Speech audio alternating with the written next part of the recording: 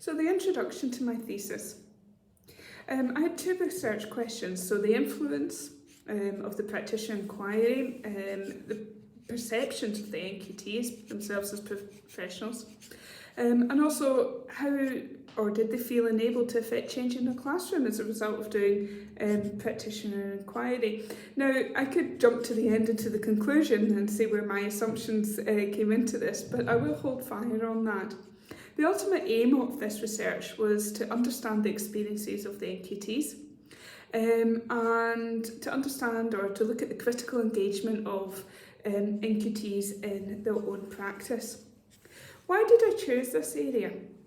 So it came about as part of my own experience as a school leader in Scotland, and I began to have a bit of a niggle about the language used and the guidance around practitioner inquiry, and I just began to wonder, where is this coming from and why?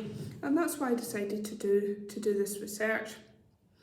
I decided to use a constructive critical approach, so with the grounded theory, so looking at the how, so the identifying through inquiry, the what, the outcomes affecting change, and the why, the rationale behind all of this. What's the contribution to knowledge then? So there is Scottish and UK based research around practitioner inquiry with teachers, particularly Hulse Hume and Reeves and Drew, Gilchrist, Campbell, etc. And there's also international research, albeit more limited, on this in education. But there was little known about what the NQTs think, and this is particularly relevant in Scotland at this point in time. Is that we've got all of this going on, but what are their perceptions of what they've been asked to do? And what are they actually learning about their identity as a teacher through this? So through this research, I was looking for the new insights and to look at how their identity is influenced by conducting research as practitioner inquiry. And what was it about their perceptions of themselves as teachers going forward? What was the potential influence there? Well, I was looking at who might benefit from this research. And one could suggest the NQTs themselves, but actually that is not one of the main areas that I think will actually happen.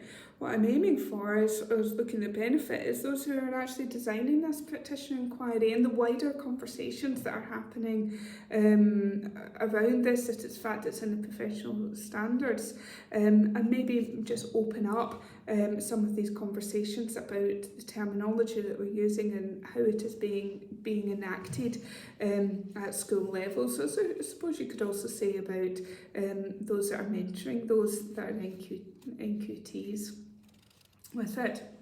Throughout this research, it's important to say or underline that these were all underpinned, the research is underpinned by the key tenets of constructive grounded theory. That it was looking at it being the credibility, the originality, the resonance and the usefulness of the research. And I hope this is what is going to come out through in the following videos.